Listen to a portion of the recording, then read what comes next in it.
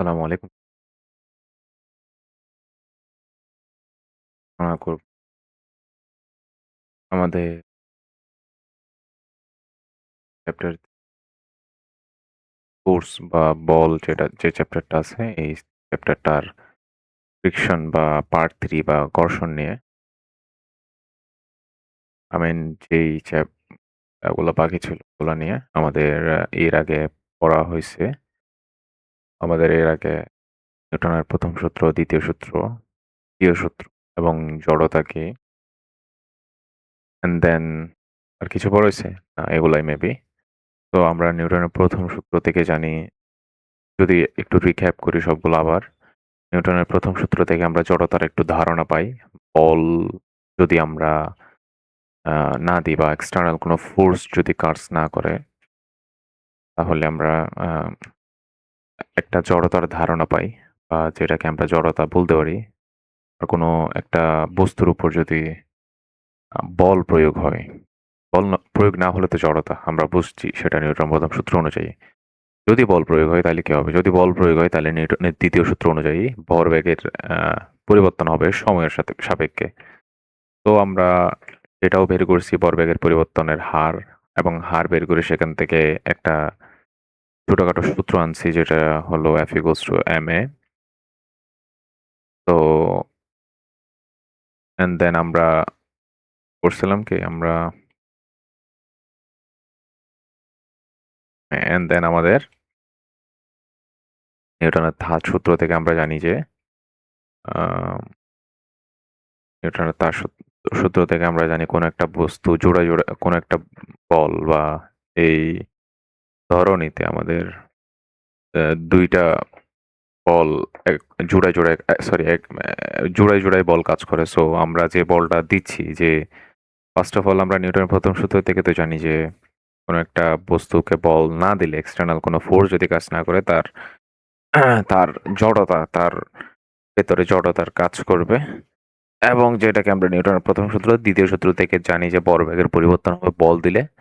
তো আমরা যে বলটা দিচ্ছি তার বিপরীত দিকে আরেকটা বল দিবে এবং সমান পরিমাণ বল দিবে।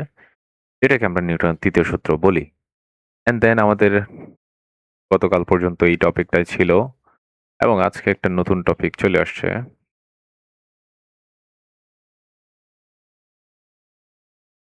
হ্যাঁ, তো এবং আজকে একটা নতুন টপিক সেটা হলো ঘর্ষণ ও ঘর্ষণের বল। ঠিক আছে? Friction and force of friction. এটা পার্ট 3 আজকের আলোচনা। তো দৈনন্দিন জীবনে আমরা যদি এগেইন শুরু করি পড়াশোনা, যেমন দৈনন্দিন জীবনে আমরা ঘর্ষণ সঙ্গে নানাভাবে পরিচিত। নিউটনের গতির ১ম সূত্র থেকে আমরা জানি কোনো বস্তুর উপর বল ক্রিয়া না করলে আবার একটু রিক্যাপ করি যা বলছে আরকি। কোনো বস্তুর উপর নিউটনের ১ম সূত্র কি বলে? কোনো বস্তুর উপরে যদি বল ক্রিয়া না করে, বল ক্রিয়া না করে মানে বোঝাচ্ছে বল শূন্য অথবা তার লব্ধি বল যেটা আছে, লব্ধি বল এখনো পড়া হয় নাই যদিও। লব্ধি বল ইকুয়ালস টু ০। লব্ধি বল বলতে আমি যদি একটু শর্টকাটে বলি, যদিও এটা বলা হয় নাই, এখানে আসে নাই সেজন্য। নিউটনের ১ম সূত্র একটু অত বেশি বলা হয় নাই। বাট একটু যদি বলা হয় লব্ধি বল শূন্য বলতে কি বোঝায়? লব্ধি বল শূন্য বলতে কোনো মানে কোনো একটা বস্তুর উপর এদিক থেকে মানে বল প্রয়োগ হচ্ছে। ঠিক আছে? আমি ধরলাম যে এখানে ১ টা বল, এখানে ২ টা বল, এখানে ৩ টা বল, এখানে ৪ টা বল। যদি আমি যেহেতু বল ভেক্টর রাশি, তাহলে এটার মান যদি ২ হয়, এটার মান যদি ২ হয়, এটার মান যদি ৫ হয়, এটার মানও যদি ৫ হয়, আমরা কিন্তু জানি যে এখানে আমরা বল F যদি টোটাল বল করি, এটাকে আমরা টোটাল বলও বলতে পারি অথবা এটাকে আমরা নেট বলও বলতে পারি। ঠিক আছে? তো নেট বলকে আমরা F1 plus F2 plus F3 plus F2 sorry F3 plus F4 ঠিক আছে? আমরা কি এটা কি এইভাবে ২+২+৫+৫ মানে কত? 40 নিউটন। এভাবে কি করা যায়? এভাবে কিন্তু হয় না। বলের আ ক্যালকুলেশন গুলা কিন্তু এভাবে হয় না। কেন? কারণ আমরা কিছু এই কথাটা কিন্তু বলছি। কারণ আমরা জানি ভেক্টরের বল একটা ভেক্টর রাশি। কেন ভেক্টর রাশি? কারণ বল ইকুয়ালস টু ma যেহেতু a ভেক্টর রাশি, obviously বলও একটা ভেক্টর রাশি। তো বল যেহেতু ভেক্টর রাশি তাহলে ভেক্টরের যুক্ত এভাবে হয় না। তাহলে বল ভেক্টরের যুগ এভাবে হয় না। কারণ আমরা এগুলা স্কেলার বা ম্যাগনিটিউডটা যোগ করতেছি যে এখানে কোনো দিকের মেনশন নাই। তাহলে বলের তো অবশ্যই দিক আছে। সেজন্য আমাদের obvious reason যে আমাদের এখানে দিকও ক্যালকুলেশন করতে হবে। তো আমরা এখানে দেখতে পাচ্ছি যে একটা F1 বল এদিকে কাজ করতেছে 2 নিউটন বলে, 2 নিউটন বলে। আবার তার অপোজিট দিকে সিমিলার পরিমাণ 2 নিউটন বলে তার অপোজিট দিকে কাজ করতেছে। মানে আমি যদি এটাকে চিন্তা করি 2 নিউটন যদি আমি এই দিকে স্ট্যান্ডার্ড ধরে নিই 2 নিউটন, তাহলে আমাকে অবশ্যই -2 নিউটন লিখতে হবে এই দিকেরটাকে। ঠিক আছে? তাহলে এইখানে -2 নিউটন এবং -2 নিউটন। এই যে মাইনাস যেটা আছে এটা কিন্তু এখানে দিক নির্দেশ করতেছে। ঠিক আছে? এই মাইনাসটা এখানে দিক নির্দেশ করতেছে, কমতেছে বা বাড়তেছে এইটা কিন্তু মিন করতেছে না এখানে। তো আমরা এটা ক্যালকুলেশন করলে কত পাবো? 0 নিউটন। ঠিক আছে? এইগুলো হলো ভেক্টরের ক্যালকুলেশন। মানে এখানে এই বস্তুর উপর এদিকে কোনো বলই প্রয়োগ হচ্ছে না, বোঝাচ্ছে। মানে যদিও এখানে কিন্তু এখানে একটা, এদিকে একটা, ২ টা বল প্রয়োগ হচ্ছে, এটা এবং এটা। বাট আমরা আমরা ক্যালকুলেশন করে দেখতে পাচ্ছি এই বস্তুটার উপর কোনো বলই বা নেট বল যে জিনিসটা বলতেছি আমরা নেট বল 0, যেটাকে আমরা বলতেছি লব্ধি বল 0। ঠিক আছে? তো এই লব্ধি বল 0 এই মিনিংটাই বোঝায়। সিমিলার টাইপের আমরা এটাও বলতে পারি উপরে এবং নিচে এই 5 নিউটন কাজ করতেছে। তো আমরা যদি কোনো একটাকে স্ট্যান্ডার্ড ধরে নিই বা কোনো একটাকে স্ট্যান্ডার্ড বা এই জিনিসটাকে ধরলাম স্ট্যান্ডার্ড। মানে এই জিনিসটার সাপেক্ষে আমরা দিক পরিমাপ করতেছি। তো এই জিনিসটা এদিকে হলে তার 180 ডিগ্রি বিপরীত, 180 ডিগ্রি বিপরীত মানে 150 নিউটন। সিমিলার এখানেও নেট বল কাজ করতেছে 0। ঠিক আছে?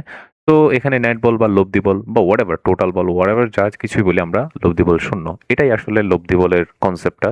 মানে লব্ধি বল 0। এই জিনিসগুলো নিয়ে যখন ভেক্টর আমরা চ্যাপ্টারটা পড়বো ফিজিক্সে, এগুলো আরো একটু ক্লিয়ার হয়ে যাবো আমরা। কারণ এই লব্ধি বল হাবিজাবি এই কথাগুলা ভেক্টর, এই যে ভেক্টরের ক্যালকুলেশন বা ভেক্টরের আম উপর যেহেতু নির্ভরশীল, আমরা যেহেতু ভেক্টর এখনো জানি না ভেক্টর কি বা ভেক্টরের ক্যালকুলেশন কি, ভেক্টরের যোগ, গুণ, বিয়োগ এগুলা কেমনে হয়। সো আমরা একটু অপেক্ষা করব ততদিন পর্যন্ত। বাট এই বেসিক টুকু জানা দরকার যে লব্ধি বল 0 কেমনে হয় আসলে। ঠিক আছে? আর লব্ধি বল আমরা 2+2 করতে পারি না। ঠিক আছে? সরি, বলকে আমরা 2+2 ক্যালকুলেশন করতে পারি না। বলকে আমরা ভেক্টর যুগে বা ভেক্টর বিয়োগে ক্যালকুলেশনগুলো আমাদের করতে হয়। তো আমরা সামনে যাই যে নিটবল বা আমাদের ফোর্স এবং ফোর্স বস্তুর উপর বল ক্রিয়া না করলে বস্তু স্থির থাকবে। আচ্ছা, এটাই বলতেছে আরকি। তো বস্তুটি সমবেগে সরল পথে চলতে থাকবে। নিউটনের ফার্স্ট সূত্র থেকে আমরা জানি এটা। বাস্তবে এমন কি ঘটে কি? আমাদের জিজ্ঞেস করতেছে বাস্তবে কি এমন ঘটে? মানে নিউটনের ১ম সূত্র যে বলতেছে, কোন একটা বস্তুর উপর বল ক্রিয়া যদি না করে, কোন একটা বস্তু এটার উপর যদি বল ক্রিয়া না করে, তাহলে এটা কি মানে স্থির যদি মানে এটা বল যদি ক্রিয়া না করে সে স্থির থাকলে সারা জীবনে স্থির থাকবে? আর সে যদি গতিশীল থাকে তাহলে সারা জীবনে সে এই বেগে সামনের দিকে গতিশীল থাকবে বা সরল রেখায় যেদিকে সে বেগ আছে মানে সেই দিকে সে গতিশীল থাকবে। এটাই কিন্তু আমাদের নিউটনের ১ম সূত্র বলে। কিন্তু এমনটা তো আমরা সারা জীবন মানে সচরাচর দেখি না যে কোনো একটা বস্তু একটা জ্ঞা ধরে চলতেছে এবং আমি যদি মার্বেল চিন্তা করি, এই মার্বেলটা আমি গড়ায় দিলাম জ্ঞাতে। তো মার্বেলটা কিন্তু সারা জীবন চলে না। কিছুক্ষণ পর গিয়ে থেমে যায়। প্রশ্ন করতেছে এখানে আমাদের কেন থেমে যায় এই কথাটা? এই মার্বেলটা কেন থেমে যায়? মানে কারণটা কি থেমে যাওয়ার? তো আমরা একটু ক্যালকুলেশন মানে আমরা একটু এটাকে ভাঙি মানে কোনো একটা জ্ঞাতে ভাঙি যে এটা কি হয়? ভিতরে ঘটনাটা কি হয়? তো আমরা ভিতরের ঘটনা যদি দেখতে চাই যে এই বস্তুটা ফার্স্টে ইউ ইকুয়াল টু 0 ছিল। আমি তাকে একটা বল প্রয়োগ করলাম। বল প্রয়োগ করার ফলে মার্বেলটা চিন্তা করলাম এটা একটা মার্বেল। তো এই মার্বেলটা কিছু দূর গেল। ঠিক আছে? এখানে একটু কিছু দূর গিয়ে আবার থেমে গেল আরকি। তো এখানে কিন্তু সে গতিশীল ছিল। ধরলাম এখানে গিয়ে সে থেমে গেল, আবার 0 হয়ে গেল। এখানে কিন্তু তার কিছু বেগ ছিল। ইউ ইকুয়ালস টু ধরলাম ভি। মানে ধরলাম এখানে 0, এখানে 10, আবার এখানে 0 হয়ে গেছে। ঠিক আছে? আমরা একটা জিনিস খেয়াল করতে পারতেছি কিন্তু ব্যাগের কিন্তু পরিবর্তন হইছে। ঠিক আছে না? ব্যাগের পরিবর্তন হইছে এখানে। এটা 0 ইকুয়াল টু ভি দিয়ে বোঝাচ্ছি যে কোনো একটা ব্যাগ এখানে আছে। তো এখানে বেগের পরিবর্তন হইছে আশা করি, তাই না? তাহলে বেগের পরিবর্তন যেখানে থাকবে সেখানে অবশ্যই ত্বরণ থাকবে। আর ত্বরণ যেখানে থাকবে অবশ্যই ফোর্স থাকবে। তাহলে আমরা সেই ফোর্সটা কিন্তু এখান থেকে পাইছি। ঠিক আছে? এই ফোর্স দেওয়ার ফলে ত্বরণ হইছে এবং ত্বরণ হওয়ার ফলে বেগ হইছে। ঠিক আছে? ওকে। এখন প্রশ্ন কিন্তু এটা ছিল না। প্রশ্ন কিন্তু হচ্ছে এখানে কেন থেমে যায়? তো এই বস্তুটার কি হওয়ার কথা ছিল? 0 থেকে যখন ব্যাগ ব বল প্রয়োগ করার ফলে 0 থেকে যখন সে বাড়ছে, এই বেগে তার সরল রেখায় এই বেগে তার এদিকে এই বেগে সারা জীবন চলার কথা ছিল, বাট সে এখানে এসে থেমে গেল। ওয়াই? আমার কথা হলো ওয়াই? কেন? আমি য আমি আ আমি জানি মানে এখানে তার আচ্ছা কোন একটা বস্তু এবার চিন্তা করি এই বস্তু। হ্যাঁ, এই বস্তু আমি ধরলাম ১০ মিটার পার সেকেন্ড বেগে সে কোন একটা দিকে চলতেছে। ঠিক আছে? তো এই বস্তুকে মানে ধরলাম যে মানে এটার কোন বল তলার প্রয়োগ হচ্ছে না। এই বস্তুটা এইদিকে চলতে মানে চলতেছে। ঠিক আছে? এই বস্তুকে থামাতে আমার কি মানে এই বস্তুকে যদি আমি ইকুয়াল টু 0 করতে চাই, মানে এই বস্তুকে আমি 0 মিটার পার সেকেন্ড বা স্থির করতে চাই আরকি। আমার কি করতে হবে? তাহলে আমার একটা জিনিস করতে হবে সেটা হলো তার বিপরীত দিকে বল দেওয়া। মানে যেদিকে চলতেছে তার বিপরীত দিকে বল দেওয়া। ঠিক আছে? তো বিপরীত দিকে বল দিলে কি কাজ করবে এখানে? বিপরীত দিকে বল দিলে ত্বরণ কাজ করবে এদিকে। ত্বরণ এদিকে ত্বরণ আছে মানে কোন একটা বস্তুর ত্বরণ আছে মানে তার ব্যাক। তাহলে ব্যাক কাজ করবে এদিকে। তাহলে তার যেহেতু ব্যাক ভেক্টর রাশি, তাহলে এদিকে ব্যাক কাজ করতেছে এদিকে। মানে এখানে ব্যাক কাজ করতেছে এদিকে 10 মিটার পার সেকেন্ড বেগে। আর আমি ব্যাক মানে আমি বল দেওয়ার ফলে সেখানে ত্বরণের ফলে যেখানে ব্যাক সৃষ্টি হচ্ছে সেখানে এইদিকে। তাহলে আমরা জানি ব্যাক যেহেতু ভেক্টর রাশি তাহলে তার ক্যালকুলেশন কিভাবে হবে সেটাও আমরা কিন্তু পড়ে আসছি। বাট এখানে ধরলাম যে আমি আমার এদিকে 10 মিটার পার সেকেন্ড এদিকে কাজ করবে। তাহলে এটার ব্যাগের টোটাল সাম বা ব্যাগের নেট ব্যাগ বা যেটাকে আমরা নেট ব্যাক বা লব্ধি ব্যাক বলবো আরকি। সেই জিনিসটা কত হবে? 0 মিটার পার সেকেন্ড বা মানে মোট কথা এটা থেমে যাবে কিছুক্ষণ পরে গিয়ে। এখন আমার কথা হলো বল দেওয়ার মানে আমি বল দিলাম। যেদিকে কাজ করতেছে বল কিন্তু তার বিপরীত দিকে দেওয়ার ফলেই কিন্তু এই জিনিসটা আস্তে গিয়ে থেমে গেল। যেটা এই অ্যানালজি দিয়ে আমরা বুঝতে পারতেছি। ঠিক আছে? তো এখানে কিন্তু আমি বল দিলাম। মানে এই বস্তুটাকে থামানোর জন্য আমি বিপরীত দিকে, যেদিকে চলতেছে তার বিপরীত দিকে বল দিয়ে তাকে আমি কিছুক্ষণ পর থামাই দিলাম। বাট কথা হইল গিয়ে এখানে এদিকে বল দেওয়ার পরে এই জিনিসটা এখানে ব্যাক লাভ করছে। ঠিক আছে? এই জিনিসটা এখানে ব্যাক লাভ করছে। বাট এই ব্যাক লাভ করার পরে কিছুক্ষণ পরে সে থেমে গেল। ওয়াই? কেন থেমে গেল? আমরা কিন্তু এখন বুঝতে পারতেছি। অবশ্যই এখানে আমরা বল দেওয়ার ফলে আমরা বিপরীত দিকে বল দেওয়ার ফলে সেটা থেমে গেল। বাট এখানে কেউ না কেউ তাকে বল দিচ্ছে অবশ্যই, যেই কারণে সে থেমে যাচ্ছে বা যেই কারণে সে অবশ্যই থেমে যাচ্ছে। কিন্তু তার তো আমার কথা ছিল না। যেই বেগে ছিল সেই বেগে সমবেগে সারা জীবন চলার কথা ছিল নিউটনের ১ম সূত্র অনুযায়ী। বাট যেহেতু তার মানে উল্টো দিকে একটা উল্টো দিকে একটা বল প্রয়োগ হচ্ছে, যার কারণে সে আস্তে থেমে যাচ্ছে। ঠিক আছে? এটাই হলো আসলে যেই উল্টো দিকে যেই বলটা কাজ করতেছে সেটাকেই আমরা বলি এই যে ঘর্ষণ বা ফ্রিকশন। ঠিক আছে? বা ঘর্ষণ বল বা ফ্রিকশন ফোর্স ওভার ফ্রিকশন। ঠিক আছে? আমরা এই জিনিসটাকে বলা হয় ঘর্ষণ। এখন প্রশ্ন হলো এই যে তুমি একটা মার্বেল নামাকে গড়িয়ে দাও, মার্বেলটি ঘুরে। এগুলো তো আশা করি বলা হইছে উপরের দিকে গতিশীল হয়। মার্বেলটি মাটির উপর দিয়ে গতিশীল। নিউটনের ১ম সূত্র অনুযায়ী মার্বেলটি সমবেগে গতিশীল থাকার কথা ছিল। মানে আমরা যদি গড়ায় দিই। কিন্তু বাস্তবে মার্বেলটি থেমে যায়। বাস্তবে মার্বেলটি খানিকটা দূর অতিক্রম করার পরে থেমে যায়। তো মেজের ঘর্ষণের কারণে এমনটি ঘটে। তাহলে কেন থেমে যায় কিন্তু আমরা দেখছি। কেন থেমে যায়? কারণ এই মার্বেলটার উপর বিপরীত দিকে একটা বল কাজ করতেছে যেটাকে আমরা বলতেছি ঘর্ষণ বল। এবং এই ঘর্ষণের ফলে এই বলটা সৃষ্টি হয়। তাহলে এই যে ঘর্ষণের মানে যেটাকে বলা হয় ঘর্ষণে, মার্বেলটি যখন উপরে থাকে মার্বেল এবং তলের পাশাপাশি। তাহলে মার্বেল মার্বেল তো আর হাওয়ায় চলে না। যদি হাওয়ার কথা পরে আসতেছি, হাওয়ায়ও তো ঘর্ষণ আছে, তাই না? হাওয়ায়ও বা হাওয়া বা বাতাস আরকি, বাতাসেও ঘর্ষণ আছে। এটা পরে আসতেছি। বাট মার্বেল যেখানে চলতেছে, মার্বেল যেই তলে চলতেছে, সেই তল আর মার্বেলের কিন্তু একটা সংস্পর্শ আছে বা স্পর্শ আছে। যেহেতু স্পর্শ আছে তাহলে এই যে মার্বেলের উপর গতিশীল। মানে মার্বেল এই উপরের মানে এই তলের উপরে তার স্পর্শ আছে বা মেঝের উপরে গতিশীল থাকে। তাই মার্বেল ও মেঝের মধ্যে ঘর্ষণ সৃষ্টি হয় এবং ঘর্ষণের বলের উপর সৃষ্টি হয়। মানে মার্বেল এবং এই তলের উপর একটা ঘর্ষণের সৃষ্টি হয়। ঘর্ষণ মানে কারণ কি আমরা যে তল দেখি সচরাচর সেই তল তো আর মসৃণ থাকে না সবসময়, তাই না? এই তলটাকে যদি আমরা জুম করি মানে এটাকে যদি জুম করে দেখব এখানে খাঁজ কাটা এরকম খাঁজ কাটা জিনিস থাকবে। মানে যেই কারণে মানে মার্বেলটা উপরে নিচে এরকম উপরে করতে আস্তে তার বলটা বা ঘর্ষণ হওয়ার কারণে ঘর্ষণ বলের কারণে ঘর্ষণ আ বলের কারণে আস্তে কি হয়? আস্তে মানে বলটা বা সরি ব্যাগটা আস্তে কমে যায়। এবং একসময় গিয়ে ব্যাগটা 0 হয়ে যায়। ঠিক আছে? এটাই হলো আসলে অ্যানালজি। এটাই হলো আসলে ঘর্ষণ। মানে মোটা দাগে যদি আমি বলতে চাই, এটাই হলো আসলে ঘর্ষণ। মানে আমরা বল যেদিকে কাজ করবে, সচরাচর বল যেদিকে কাজ করবে, বলের বিপরীত দিকে মেঝেতে যদি কোনো একটা বলের বিপরীত দিকে কাজ করে বা যেই বলটা বলের বিপরীত দিকে কাজ করবে, সেটাকে মানে আমরা যেদিকে বল দেব, বলের বিপরীত দিকে যে বলটা কাজ করবে, সেটাই হলো আসলে ফ্রিকশন। ঠিক আছে? আচ্ছা, বুঝা গেছে আশা করি।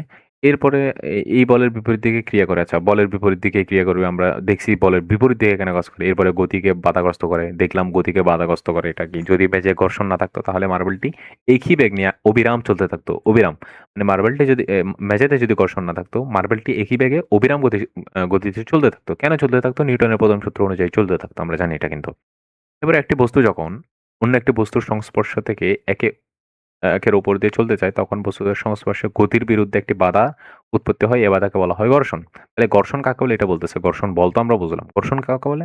একটি বস্তু যখন অন্য একটি বস্তু, কোনো একটি বস্তু, এই যে কোনো একটা বস্তু তা আরেকটা বস্তু মানে তল চিন্তা করলাম। এই দুটি বস্তু একটি অপরটির উপর চলতে চায়। এখানে মার্বেল এই তলের উপর দিয়ে চলতেছে। একে অপরের উপর চলতে চেষ্টা করে। চলতে বা চলতে এই চলাতে থাকে। তখন বস্তুদের স্পর্শতল, স্পর্শতল কোনটা? নিচে এই যে জিনিসটা। স্পর্শতলে গতির বিরুদ্ধে মানে গতির বিরুদ্ধে একটি বাধার উৎপন্ন হয়। গতি এই গতির বিরুদ্ধে একটি বাধার সৃষ্টি করে বা বাধা দেয় আরকি গতিকে। এই বাধাকে আমরা বলি ঘর্ষণ। ঠিক আছে? আর ঘর্ষণ বলতে আমরা বুঝতেছি গতির বিরুদ্ধে যে বাধা বল প্রদান করে এই বলকে বলা হয় ঘর্ষণ বল। আর এই বাধাদানকারী বলকে বলা হয় ঘর্ষণ বল বলা হয়েছে এখানে। ঘর্ষণ বল সর্বদা গতির বিপরীত দিকে কাজ করবে। ঠিক আছে? গতি যদি এদিকে হয়, গতি বা বেগ যদি এদিকে হয়, ঘর্ষণ বল কাজ করবে অবশ্যই তার বিপরীত। ঠিক আছে? আচ্ছা মানে তার ১৮০ ডিগ্রি মানে ১০০ বেগ এবং ফোর্সের মাঝে মানে ১৮০ ডিগ্রি বলব ১৮০ ডিগ্রির থাকবে। যদিও এখানে ভেক্টর পড়াচ্ছি না বাট একটু বলা আরকি বলার সময়। আচ্ছা এরপরে ঘর্ষণের উৎপত্তি। ঘর্ষণের উৎপত্তি কোথায় হয়? এখানে এগুলা আমি আর না বলি ঘর্ষণের উৎপত্তি কোথায় হয়? যে কিছুক্ষণ আগে মসৃণের উদাহরণ না দিলাম না? মানে একটা তল তো আর মানে একদম প্লেন তল থাকে না। এখানেও কাঁচকাটা এইরকম মানে জিনিস থাকে। এটা আশা করি বুঝতে পারা যাবে। এই আশা করি পড়লে পারা যাবে। এটা পজ করে এই ভিডিওটা পজ করে এই রিডিংটা একটু পড়ে নাও এবং এনালজিটা পড়ে নাও। আশা করি বুঝে যাবে। আচ্ছা এটা পড়ে নাও। দেন আমরা আসি ঘর্ষণের প্রকারভেদে। আচ্ছা, দেন আমরা আসি ঘর্ষণের প্রকারভেদে। ঘর্ষণ সাধারণত ৪ প্রকারের হয়। স্থিতি ঘর্ষণ, স্থিরাণু ঘর্ষণ, আবর্ত ঘর্ষণ এবং প্রবাহী ঘর্ষণ। ঠিক আছে? স্থিতি ঘর্ষণ যেটা স্থির থাকার সময় কোনো একটা বস্তু আর কোনো একটা তল, এই কোনো একটা বস্তু এবং কোনো একটা তলের বস্তু যদি কোনো একটা তলের উপর স্থির থাকে, ইকুয়াল টু 0 থাকে এবং এই সময় এই সময় বস্তুর উপর যে ঘর্ষণ বলটা কাজ করতেছে বা ফ্রিকশন বলটা কাজ করতেছে সেটাই আসলে স্থিতি ঘর্ষণ। আশা করি বুঝা গেছে। মানে তলের উপর একটি অপর সাপেক্ষে যদি গতিশীল না হয়। এই যে এই জিনিসটা মানে তলটা এই বস্তুটা এই তলের সাপেক্ষে কিন্তু 0 আমরা যদি ধরি আরকি ওই যে একদম ফার্স্টে গতির রেফারেন্স পয়েন্ট বা রেফারেন্স স্ট্রাকচার এর সাহায্যে কোন একটা গতিশীল কোনটা স্থির কিন্তু বের করছিলাম। তাহলে এখানে এই বস্তুটা এই তলের সাপেক্ষে স্থির। তাহলে যে এই বস্তুটার উপর তলটা যে মানে একটা বল দিচ্ছে, মানে একটা বল কাজ করতেছে এখানে। ফ্রিকশন বল, স্থিতি ঘর্ষণ যেটাকে বলা হয় স্ট্যাটিক ফ্রিকশন। এটাই আসলে মানে যখন এটা 0 থাকবে, ঘর্ষণ সৃষ্টি হয় তখন এটাকে স্থির ঘর্ষণ বলা হয় আরকি। অর্থাৎ যখন একটি বস্তুর উপর বল প্রয়োগ করা হয় তখন এই বস্তুটির গতি সৃষ্টি করতে পারে না। তখন স্থিতি ঘর্ষণ কাজ করে। মানে আমি যদি এখানে মানে এটা যদি চিন্তা করো যে এই জিনিসটা হলো একটা বড় মানে ইট চিন্তা করলাম আমরা। ঠিক আছে? এটা একটা ইট। তাহলে এই ইটটা ধরলাম যে ইকুয়াল টু 0 অবস্থায় আছে। আমি যখন একটা আঙুল দিয়ে তাকে মানে এখান থেকে একটু কি বলবো? পজিশন চেঞ্জ করার চেষ্টা করব এই জিনিসটাকে। পজিশন চেঞ্জ করার চেষ্টা করব। তখন কিন্তু দেখব যে এটা নড়বে না। মানে এখান থেকে এখানে যাবে না। এখন প্রশ্ন হলো যে আমি তো বল প্রয়োগ করতেছি যে আমি তো এখানে তো বল প্রয়োগ করতেছি। বল প্রয়োগের ফলে এখানে ত্বরণ সৃষ্টি হচ্ছে, ত্বরণের ফলে বেগ সৃষ্টি হচ্ছে। বাট এখানে তো এটাতে কিন্তু নড়তেছে না। নড়তেছে না মানে কি? মানে বেগ 0। বেগ 0 মানে কি? ত্বরণ 0। ত্বরণ 0 মানে কি? বেগ 0 বল 0। বল কি আসলে 0 ছিল? বল কি আসলে 0 ছিল না। আমি কিন্তু তাকে বল দিচ্ছি 1 নিউটন বলে। এই যে আমি কিন্তু তাকে 1 নিউটন বল দিচ্ছি। বাট এখানে তো বল 0 ছিল না। তাহলে 1 নিউটন বল দেওয়ার ফলে অবশ্যই তার কিছু ত্বরণ সৃষ্টি হওয়ার কথা। অবশ্যই কিছু ত্বরণ সৃষ্টি হওয়ার কথা যেহেতু বল 0 না। তাইলে অবশ্যই কিছু ত্বরণ সৃষ্টি হওয়ার কথা। ত্বরণ কিন্তু সৃষ্টি হইছে। অবশ্যই ত্বরণ সৃষ্টি হলে তারও কিছু বেগ সৃষ্টি হওয়ার কথা। বাট এখানে তো 0 আমি তো এই জিনিসটা তো নড়তেছে না। মানে আমি যদি এক আঙ্গুল দিয়ে একটা ইটকে নাড়ানোর চেষ্টা করি, এটা কি নড়বে? সচরাচর না নড়ারই কথা। নড়বে না এটা। মানে না নড়ার কথা। এটা নড়বে না। তাইলে এখানে হচ্ছেটা কি? আমি তো বল দিচ্ছি। আমি তো এখানে বল 0 না, 1 নিউটন দিচ্ছি। তাহলে এখানেই আমরা আসি স্থিতিকর্ষণের কথায়। এখানে আমি যে 1 নিউটন দিচ্ছি, আমরা তো আরেকটা কথা বলছি, মানে বল এই F 1 নিউটন F কাজ করলে সেখানে ত্বরণ কাজ করবে, ত্বরণ কাজ করলে সেখানে বেগের কাজ করবে। বাট আমরা আরেকটা কথাও বলছি যে এই বলটা অবশ্যই থাকতে হবে। মানে এই বলটা সরি, এই বলটা না। মানে আমি যেই বলটা দিচ্ছি সেই বলটা থাকলেই যে বেগ সৃষ্টি হয়ে যাবে, সেই বলটা থাকলেই যে ত্বরণ সৃষ্টি হয়ে যাবে এই কথা ছিল না কিন্তু। আমাদের কথা ছিল এই বস্তুটার উপর নেট বল কত, নেট বল কত কাজ করতেছে সেটার উপর কিন্তু ত্বরণ, মানে তার উপরে কিন্তু ত্বরণের সৃষ্টি হয়, তার উপরে ব্যাগের বা কোন দিকে যাবে ব্যাগ সৃষ্টি হবে না, কোন দিকে যাবে হাবিয়ে যাবে, এই কথাগুলো কিন্তু নেট বলের উপর বা লব্ধি বলের উপর কিন্তু এই বস্তুটা লব্ধি বলের উপর কাজ করতো। কিন্তু আমি যে বল দিতেছি সেই বলের উপর এই বস্তুটার মানে গতি হবে না, ত্বরণ হবে না, ব্যাগ হবে, এইগুলা কিন্তু ডিপেন্ড করে না। তাহলে আমি যে ১ নিউটন বল দিচ্ছি যার কারণে ত্বরণ সৃষ্টি হওয়ার কথা, যার কারণে ব্যাগ সৃষ্টি হওয়ার কথা, হচ্ছে না। কিন্তু কেন হচ্ছে না? কারণ তার লব্ধি বল শূন্য। কারণ কেন? কারণ এখানে স্থিতি একটা, এই তল এবং এই যে এই বস্তু এবং তলের মধ্যে একটা স্থিতি ঘর্ষণ কাজ করতেছে যেটা তার বিপরীত দিকে ছিল। তাহলে আমি ১ নিউটন দিচ্ছি এদিকে। তাহলে আমার বিপরীত দিকে, মানে আমি যেই বল দিচ্ছি তার বিপরীত দিকে আরেক নিউটন বল কাজ করতেছে এইদিকে, তার বিপরীত দিকে। তাহলে এখানে লব্ধি বল কত? আমরা জানি কিছুক্ষণ আগে পড়ে আসি লব্ধি বল এখানে 0 হওয়ার কথা। তাহলে 0 হলে অবশ্যই তো এখানে ত্বরণ থাকবে না এবং সেখানে অবশ্যই ব্যাগ থাকার কথাই না। তাহলে সেই জন্য ব্যাগ থাকার যেহেতু কথা না, ব্যাগ যেহেতু 0 এখানে, সেই জন্য এই বস্তুটা আমরা একটা আঙুল দিয়ে যদি একটা বল দিই কোনো একটা ইটকে, তাহলে এই জিনিসটা 0 থাকে। আশা করি বোঝা গেছে এই জিনিসটা কেন হয়। তাহলে যখন আমি মানে একটা হাত দিয়ে একটা ইটকে ঠেলা দিব, মানে এখানে ধরো ১০ নিউটন যখন হয়ে যাবে, তাহলে অবশ্যই সেই যে ব্যাগটা মানে সেই কি বলবো সেই ইটটা নড়ার কথা। কেন নড়বে? কারণ তখন এই ১০ মানে মানে এই গিয়াটা অনেক বড় হয়ে যাবে, এই ব্যাগ বলটা অনেক বড় হয়ে যাবে এই স্থিতি ঘর্ষণের তুলনায়। তাহলে সেখানে অবশ্যই নেট বল 0 থাকবে না, আর অবশ্যই ২, ৫, ১০ কোনো একটা কিছু হবে। তাহলে ১০ হওয়ার কারণে এখানে অবশ্যই ত্বরণ সৃষ্টি হবে, সেখানে অবশ্যই ব্যাগের সৃষ্টি হবে এবং ব্যাগ কোথায় হবে? এই যে এই বস্তুটার দিকে, মানে এই ব্যাগের দিক কোথার দিকে হবে? ত্বরণের দিকে। ত্বরণের দিক কোনটা হবে? বলের দিক। এফ নেটের দিক। এফ নেটের কোনটার দিক হবে? এফ নেট হবে যেই বলটা আমরা দিলাম, মানে যেই বলটা সবচেয়ে বড় এবং বড় ব্যাগের দিক। এখানে বড় ব্যাগ হলো আমরা যেটা দিয়েছি সেটা মানে এইদিকে। তাহলে অবশ্যই এই বস্তুটা এদিকে গতিশীল হবে। আচ্ছা, অনেক কিছু বুঝাই ফেলছি আশা করি।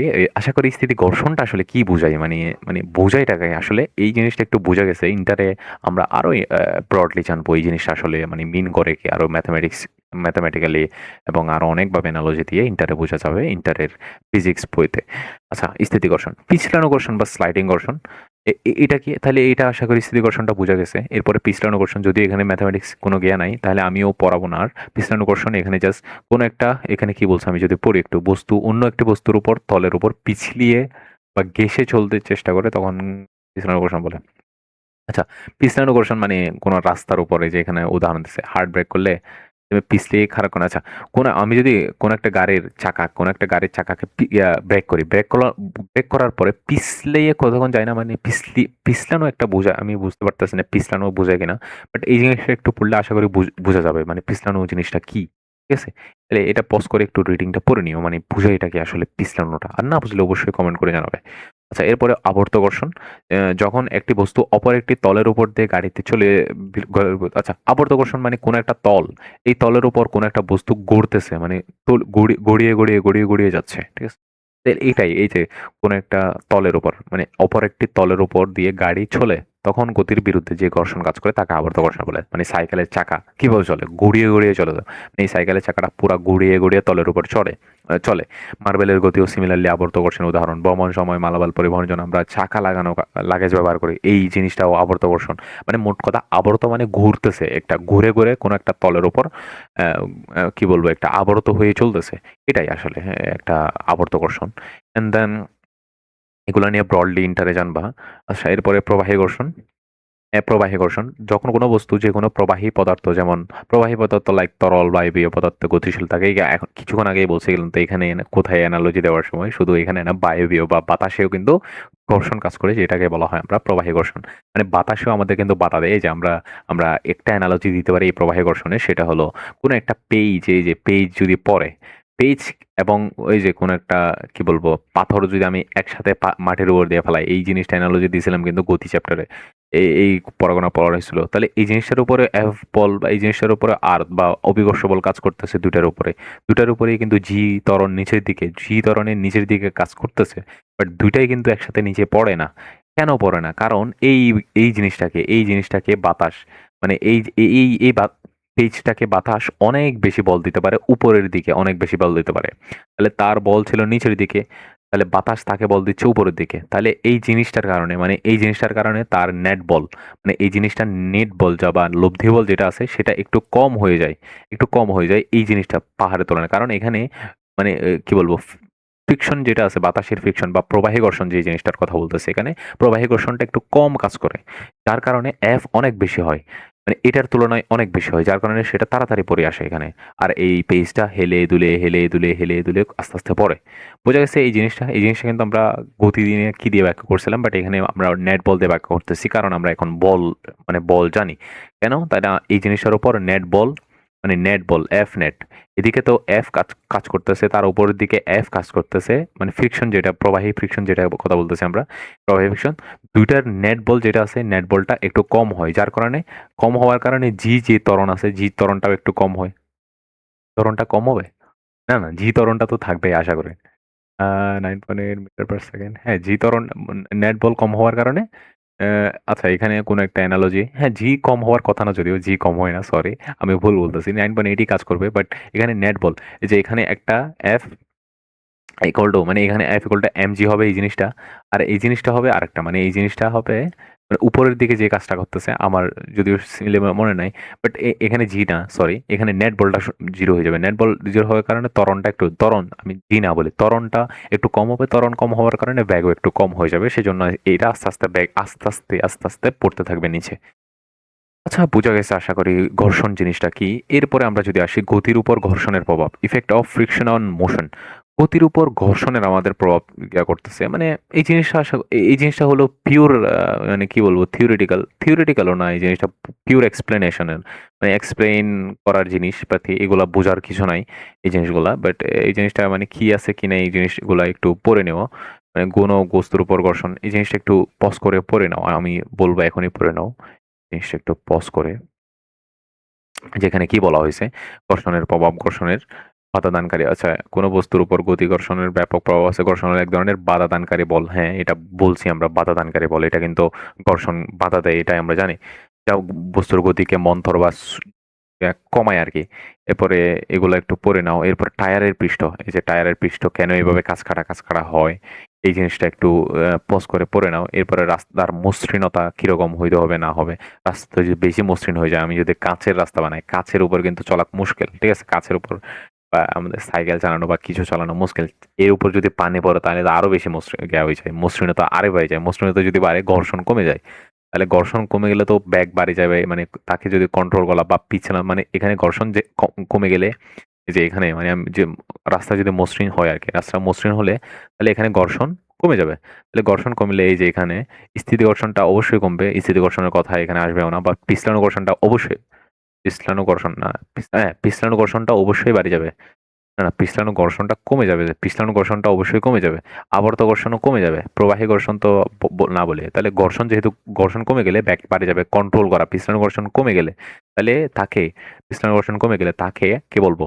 তাকে থামানো অনেক কঠিন হয়ে যাবে। ঠিক আছে? তাকে থামানো মানে অনেক দূরে গিয়ে থামবে। যদি বেশি হতো, পিছলানো ঘর্ষণ বেশি হতো তাহলে একটু পরে গিয়ে থামে যেত। পিছলানো ঘর্ষণের কারণে যদি কমে যায় তাহলে অনেক দূরে গিয়ে থামবে এই গিয়াগুলা। মানে পিছলানো ঘর্ষণ কমে গেলে এই জিনিসগুলো আরকি। আর না বলি আর এরপরে গতি নিয়ন্ত্রণকারী, ব্রেকিং এবং বল এগুলা। এরপরে ঘর্ষণের হ্রাস এবং বৃদ্ধি, increase and decrease of friction. মানে ঘর্ষণ কিভাবে হ্রাস করতে পারি, ঘর্ষণ কিভাবে বাড়াইতে পারি। ঘর্ষণ বাড়াইতে পারি। আচ্ছা, ঘর্ষণের হ্রাস, আচ্ছা ঘর্ষণের কমানোর কথা বলতেছে আরকি। তলকে মসৃণ যদি করতে পারি, এখনই বলছি ঘর্ষণ মসৃণ কেমনে? যদি আমাদের ওই যে একটা আমরা রোড চিন্তা করি, রোড যেটা আছে আরকি, রোডে কিন্তু কাজ অনেক, মানে ঘর্ষণ আমরা চিন্তা করতে পারি। রোডে কি বলবো, রোডে ইয়া করা। আর আমি যদি কাঁচ চিন্তা করি, কাঁচের রোড বানাই, কাছের রোড যদি বানাই, ঠিক আছে? কাছের রোডে কিন্তু পিছলানো ঘর্ষণ, হাবিজাবি এই আবর্ত ঘর্ষণ এগুলো কিন্তু কম হবে। তাহলে এইভাবে আমরা কিন্তু রাস্তাকে মসৃণ করতে, সরি, তলকে মসৃণ করতে পারি। রাস্তা না বলি, তল বলি, তল, যে তল আরকি, তলকে মসৃণ করতে পারি। ঠিক আছে? কাঁচ আর আমরা যে রোড আছে এই রোড, তাহলে এখানে গ্যাকার কি বলবো, ঘর্ষণ বেশি কার? ঘর্ষণ বেশি এর। মসৃণ কে বেশি? মসৃণ কিন্তু কাঁচ সবচেয়ে বেশি। তো এটা আরকি। তলকে আমরা মসৃণ কিভাবে করতে পারবো? মানে আমরা রোডকে যদি কি বলবো, আরো মানে কি বলবো, মানে আরো একদম প্লেন করে ফেলতে পারি একদম। মানে ঘর্ষণ যত কাজ খাটা এগুলো কম থাকবে। যদিও একদম ঘর্ষণ একদম 0 করা সম্ভব না। বাট আমরা যত করতে পারবো তত মসৃণ হবে আরকি। আচ্ছা, এই জিনিসটা বোঝা গেছে। এরপর চাকার ব্যবহার, পিছলানো, চাকার ব্যবহার, পিচ্ছিলকারী পদার্থ ব্যবহার করে আমরা, পিচ্ছিলকারী, হ্যাঁ, হ্যাঁ, পিচ্ছিলকারী মানে মোবিল, হাবিজাবি এই জিনিসগুলা, লুব্রিক্যান্ট বা পিচ্ছিলকারী পদার্থগুলো ব্যবহার করে আমরা মানে আমরা ফ্রিকশন যেটা আছে, ফ্রিকশনকে আমরা ফ্রিকশনকে আমরা কমাতে পারবো। অ্যান্ড দেন আমরা চাকা ব্যবহার করে হ্যাঁ, চাকা ব্যবহার করে কমাতে পারবো। কি? চাকা? চাকরি? আচ্ছা এটা কি বলছে? এটা কি চাকার ব্যবহার? আচ্ছা চাকার ব্যবহার করে পিচ্ছিলকারী পদার্থ ব্যবহার করে ফ্রিকশন কমাতে পারবো। বেল বেয়ারিং ব্যবহার করে আমরা এই বেল বেয়ারিং গুলা ব্যবহার করে আমরা একটু ঘর্ষণ কমাইতে পারি। আচ্ছা এরপরে ঘর্ষণের বৃদ্ধি বা ঘর্ষণ বাড়াইতে পারি কেমনে? গাড়ি চালানো ঘর্ষণ কেমনে বৃদ্ধি? জানি না এটা কি বলছে। এই জিনিসগুলো একটু রিডিং পড়ে নিও যেহেতু এটা এই পুরা জিনিসগুলো এক্সপ্লেনেশন এর জিনিস তোমরা নিজে আশা করি বুঝবা, ঘর্ষণ বুঝলে আশা করি। এই জিনিসগুলো পজ করে একটু বুঝে নাও বা যদি পরে পারো বুঝে নিও। এটা একটু বুঝে নিও। যেহেতু রিডিং পড়ে আমরা এই যে চ্যাপ্টার গুলো শেষ করতেছি। তাহলে এরপরে জুতার নিচে গাছ কাটা থাকে কেন? কারণ আমাদের ঘর্ষণটা বাড়াইতে হয়। আমরা জানি কিন্তু জুতার নিচে যদি একদম প্লেন থাকতো আমরা পিচ্ছিল খাই একদম পড়ে যেতাম। আচ্ছা এরপরে পাহাড়ে আরোহণের সময় আমাদের অবশ্যই ঘর্ষণ বেশি দরকার। তো সেই সময় আমাদের ঘর্ষণ বৃদ্ধি করা কোন সময় দরকার আগে? এরপর ঘর্ষণ একটি প্রয়োজনীয় উপদ্রব আরকি নেসেসারি ইভিল। আচ্ছা এই জিনিসটা নেসেসারি ইভিল আর কোনটাতে আরেকটা জায়গায় নেসেসারি ইভিল পড়ার কথা তোমাদের। এটা হলো বায়োলজিতে। বায়োলজিতে নেসেসারি ইভিল কি ছিল? নেসেসারি ইভিল ছিল প্রস্বেদন। ঠিক আছে না? জিনিসগুলো একটু মিলাইও। প্রস্বেদন বানান কি এরম মনে হয়। প্রসেদন। হ্যাঁ, প্রশোধন। Maybe so. ভুল হইলে মাফ করে দাও। তাইলে ঘর্ষণ একটি প্রয়োজনীয় উপদ্রব, ফ্রিকশন অ্যান্ড নেসেসারি ইভিল। তাহলে এই নেসেসারি ইভিল আরেকটা বায়োলজিতে পড়ছো সেটা হলো প্রশোধন। আচ্ছা বায়োলজিতে আর না যাই। আমরা এই নেসেসারি ইভিলে থাকি। তাহলে কেন নেসেসারি ইভিল? আচ্ছা বায়োলজির নেসেসারি ইভিল এটা কি ছিল? মানে প্রশোধন যদি কথা বলি আমরা প্রশোধন আমাদের কি কাজে আসতো বা প্রশোধন আমাদের মানে উদ্ভিদে কাজ করতো বাট এই জিনিসটা কি ছিল? নেসেসারি ইভিল বলতে কি বুঝাইতো? মানে প্রশোধন আমাদের মানে আমাদের বেশি মানে আমাদের প্রশোধন অবশ্যই দরকার। মানে আত্মাবশ্যক উপাদান। প্রশোধন আমাদের দরকার কেন? কারণ আমাদের নিচের থেকে পানি উঠায়। মানে কি বলবো? ওই যে মাটির নিচ থেকে পানি আমাদের উদ্ভিদের শরীরে বা কি বলবো? জাইলাম, ফ্লোয়েম, হাবিজাবি এই জিনিসগুলোর মাধ্যমে উঠে। এই জিনিসগুলা আশা করি আমি যদি ভুল না বলি। হ্যাঁ, তো এই পানিগুলো উঠে। বাট যদি পানি বেশি হয়ে যায় তাহলে সমস্যা। তাহলে আবার যদি পানি কমও হয়ে যায় তাহলেও সমস্যা। মানে পানি বেশি হয়ে গেলেও সমস্যা। প্রশোধনের মাধ্যমে পানি উঠে এই জিনিসটা বেশি হয়ে গেলেও সমস্যা। আবার যদি বেশি কম হয়ে যায় তাইলেও সমস্যা। আ ও না, আই এম সরি ভুল বলছি মনে হয়। ন্যাচারাল ইভিল মানে ছিল আ পানি গাছের পাতা দিয়ে মনে হয় পানি বের করে দেওয়া। প্রস্বেদন। হ্যাঁ, হ্যাঁ। হ্যাঁ, পাতা দিয়ে পানি যদি বেশি বের করে দেয়, পানি বেশি বের করে দিলে তাও সমস্যা। পানি যদি কম বের না করে, পানি যদি বেশি থাকে যায়, তাও সমস্যা। মানে এটা। তাহলে এটা কেমন হওয়া উচিত? এটা হলো ব্যালেন্সড হওয়া উচিত। মানে ব্যালেন্সড মানে এটা ন্যাচারাবল। এটা আমাদের প্রয়োজনও, এটা আমাদের শরীরে প্রয়োজন। কিন্তু মানে আমাদের মানে বেশিও প্রয়োজন না, কমও প্রয়োজন না। তাহলে পানি আমাদের শরীরে বেশিও প্রয়োজন না, কমও প্রয়োজন না। মানে আমাদের একটা লেভেল বা ব্যালেন্স পরিমাণ প্রয়োজন। সিমিলারলি আমাদের ঘর্ষণও সিমিলারলি একটা ন্যাচারাবল যেটা প্রশোধনের মতো বলতে পারো। মানে আমাদের ঘর্ষণ প্রয়োজন। কেন প্রয়োজন? কারণ আমাদের রাস্তায় আমাদের হাঁটার সময় হাঁটার সময় আমাদের মানে রাস্তায় আমাদের পিচ্ছিল যেন ওই যে তলে কাঁচ কাটা থাকা কি বলবো এই প্রবাহী ঘর্ষণ, তারপরে আবর্ত ঘর্ষণ, তারপরে আর কি আছে? পিছলানো ঘর্ষণ, হাবিজাবি এই জিনিসগুলো প্রয়োজন কিন্তু আমাদের জীবনে প্রয়োজন। এই জিনিসগুলো যদি না হইতো, এই জিনিসগুলো যদি না থাকতো আমাদের কিন্তু পিছলাই যাইতাম, আমাদের গাড়ি চলাইতে সমস্যা হইতো, হাবিজাবি এই জিনিসগুলো হইতো কিন্তু। কিন্তু আবার যদি বেশি হয়ে যায়, ঘর্ষণ যদি বেশি হয়ে যায় তাহলে অবশ্যই আমাদের ক্ষতি। মানে আমরা মানে এমনই ঘর্ষণ যে আমরা যদি চিন্তা করি যে কি বলবো পাহাড়ের মানে ঘাস কাটার যে জিনিসগুলো থাকে আরকি মানে কি বলবো আর মানে মুখেও তো আসতেছে না। বেশি রাস্তা যেই রাস্তাগুলা খারাপ আরকি। এখানে তো ঘর্ষণ ধরতে পারি আমরা মোটামুটি ঘর্ষণ বেশি। তো এই ঘর্ষণ বেশি মানে আমরা যদি একটা পিচ রুট চিন্তা করি আর একটা যদি আমরা খাস কাটা বা ভাঙা রুট চিন্তা করি, আমরা কোনটাতেই একদম মসৃণভাবে গাড়ি চালাতে পারবো। একদম ভালোভাবে। এটা হলো যেটা পিচ করা রোড এটাতে। কেন? কারণ এটাতে মানে আমাদের লেভেল অনুযায়ী আ আ কি বলে? ঘর্ষণ বা ফ্রিকশন আছে। আ এই কারণে আমরা মানে ভালোভাবে চালাতে পারবো। সো সেজন্য এখানে বলতেছে নেসেসারি ইভিল। এই জিনিসটাও পজ করে একটু পড়ে নাও। এই জিনিসটা একটু পজ করে পড়ে নাও যে কি বুঝাইতে চাইছে এখানে। আমরা যে কথাগুলো বলছি সেটাই এবং ভালো করে একটু পড়ে নিলে আশা করি বুঝা যাবে। আচ্ছা এরপরে এখানে একটা প্রতিবেদন রচনা, হ্যাঁ, কোন একটা জিনিস এখানে করতে বলছে মেবি এটা আর পড়ার মাঝে পড়তেছে না। অনুসন্ধান 1 কোন বস্তুর উপর প্রযুক্ত বল পরিমাপ। আচ্ছা কোন বস্তুর উপর প্রযুক্ত বল কত হবে এটা পরিমাপ করতে বলতেছে আরকি।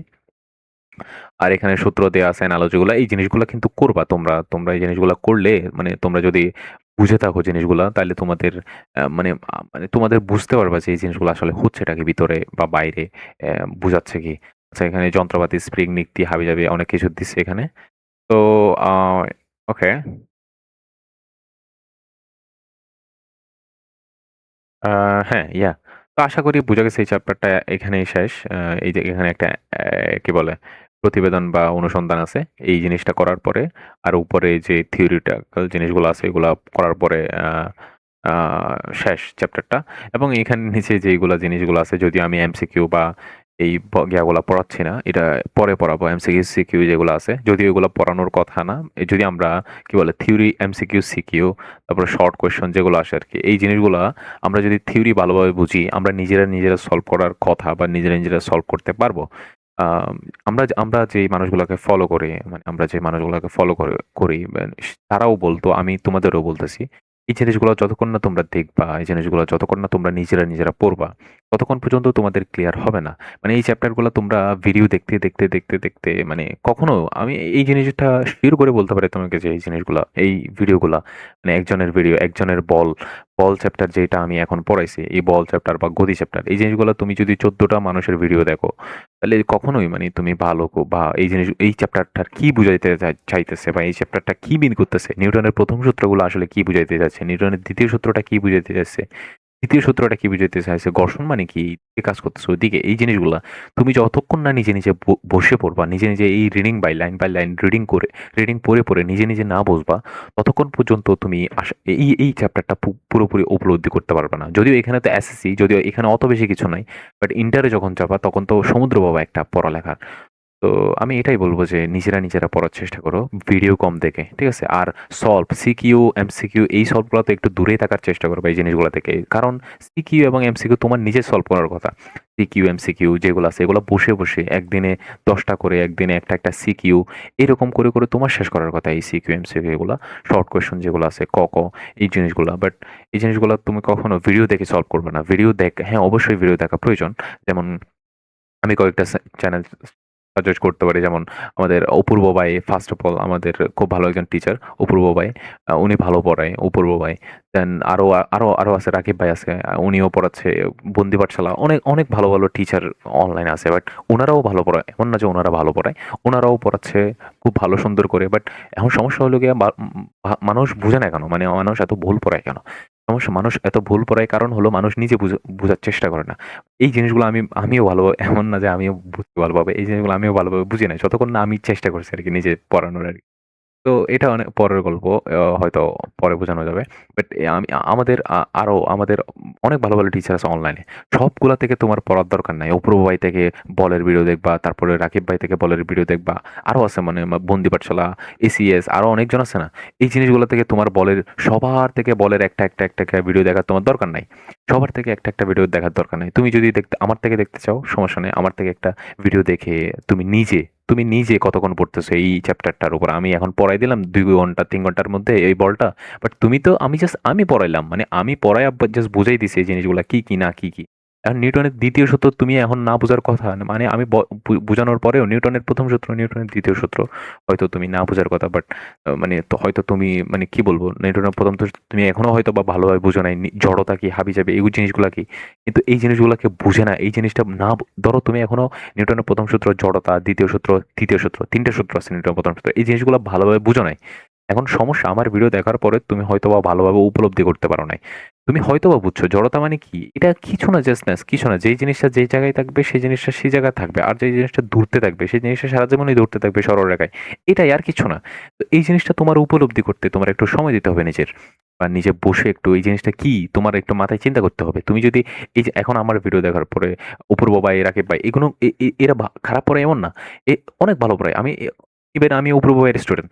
তো এমন না যে মানে ইয়া করে। তো তুমি যদি অপূর্ব ভাইয়ের আরেকটা ভিডিও দেখো, তাও তুমি না বুঝো। তারপর রাকিব ভাইয়ের কাছে গেলো, উনার একটা ভিডিও দেখলাম। বন্দি পাঠশালার কাছে গেলো, উনাদের একটা ভিডিও দেখলা। তুমি ভিডিও দেখে কখনোই এই যে জড়তা কি, নিউটনের ১ম সূত্র, ২য় সূত্র, F=ma কেমনে হয়, তারপরে কি F=F1 F2 সমান হয় এবং বিপরীতমুখী হয়, এগুলো কেন হয়? এগুলো তুমি যতক্ষণ না নিজে বুঝবা, নিজে বসে বুঝবা, ততক্ষণ পর্যন্ত তোমার ক্লিয়ার হবে না। কারণ তোমার অবশ্যই ভিডিও দেখা দরকার।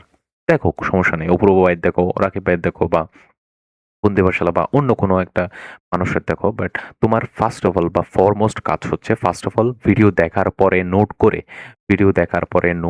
মাস্ট অফ অল নোট করে দেন তোমার নিজে বসে চ্যাপ্টারটা শেষ করা মাস্ট। নিজে বসে পড়া মাস্ট। এটা হলো ম্যান্ডেটরি কি বলবো এটা ফরমোস্ট কি বলবো একটা মানে ফরজ একটা কাজ নিজে বসে পড়া।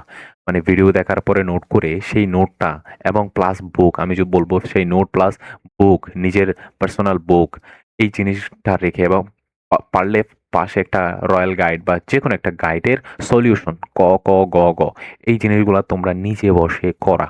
আমি জানি অনেক কিছু পারবা না তোমরা এখানে বুকস বা গাইডে অনেক কিছু বুঝবা না হইতে পারে এটা সমস্যা নেই বা গাইডে অনেক কিছু বুঝবা না এবং সেই জন্য মোস্ট ইম্পর্টেন্ট একটা জিনিস আমরা আলোচনা করতে যাব সেটা হলো এআই নিয়ে মানে তুমি যদি কোনো একটা কিছু বা মানে ভিডিও দেখার পরে আমরা ভিডিও আমরা দেখার পরে ভিডিও দেখার পরে আমাদের কি বলবো ভিডিও দেখার পরে আমাদের নোট নোট করার পরে দেন আমরা বুক, দেন আমরা গাইড এই এই জিনিসগুলা এই জিনিসগুলা সব একসাথে নিয়ে আমরা যখন নিজেরা পড়তে বসবো, নিজে পড়তে বসবো এই ভিডিও দেখার পরে আমরা দেখবো আমরা অনেক কিছু বুঝতেছি না বা অনেক কিছু পারতেছি না বা অনেক কিছু আমাদের মাথায় ঢুকতেছে না। মানে এই হবে আমাদের মানে এত ভালো করে বোঝার পরে হবে।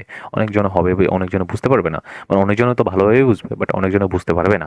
আমার ওই অনেকজন যেগুলো বুঝতে পারবে না তাদের কথাই বলতেছি আমরা। তখন আমরা তাদের জন্য একটা সলিউশন নিয়ে আসবো। এখন যেহেতু 2026 সাল এখন আর মানে কি বলবো এখন আর মানে যদিও টিচারের দরকারই পড়বে না। আমি পার্সোনালি মনে করি। কারণ একসময় গিয়ে তোমাদের আর টিচার লাগবে না। নিজেরাই পড়বা। এই জিনিসটা মানে নিজের মধ্যে গ্রো করো যে কিভাবে নিজে পড়া যায়। কারো সাহায্য ছাড়া। এখন যেহেতু এআই চলে আসছে তুমি এআই এর সাহায্য নিয়ে পড়তে পারবে। এআই এর সাহায্য নিয়ে এখন তুমি সেই নোটটা বা সেই চ্যাপ্টারটা তার থেকে মানে এআই এর থেকে একটা আমি দেখাবো সামনে এই জিনিসটা কেমনে এআই কে ইউজ করতে হয়। মানে তুমি পড়ালেখা যদি একটা টপিক না বোঝো বা ইয়া করো আমি সামনে দেখাবো সামনের ভিডিওগুলোতে আমি কখনো কোনো একটা ভিডিও দিব হয়তোবা। তো এই এআই কে ইউজ করে তুমি যদি কোনো একটা